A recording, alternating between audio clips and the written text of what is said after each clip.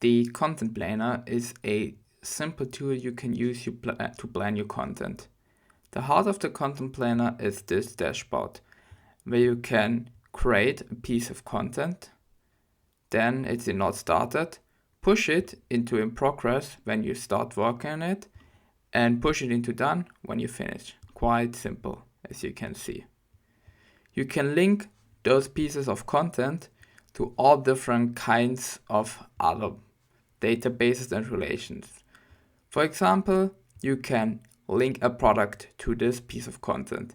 If you decide to choose a product, you just click on this little plus and you see all the products you created. For example, in this case, we add the Adidas Terrex Infinity shoe. Now, this product is linked to this piece of content. We even can click on it and see all the information about this product. Furthermore, we can also link a partnership. For example, we have Adidas because it's an Adidas shoe, and we also can link a platform. Furthermore, we can create a to-do. For example, here we have create a mockup and create designs. Maybe we also want to create a title. Click enter, and now we created a new to-do. We can delete this one as we do not need it. Yeah, you can see here, just click on a minus and it's gone.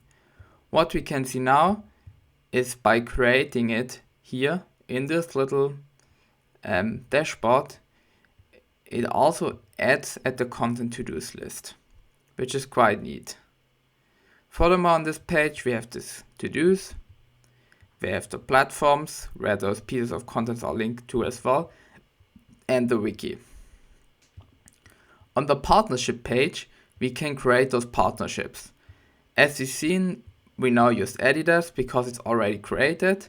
If we open Adidas, we can see Adidas is linked to Adidas Terrex Infinity and also to the piece of content we just worked in.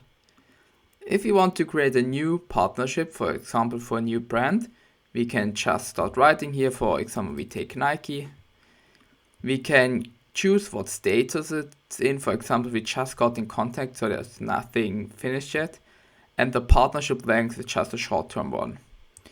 Then we could link a piece of content. For example, we could link this one, unleashing the power of storytelling. And we even can link a product to this partnership. In this case, we do not have a product yet, as we just got in contact.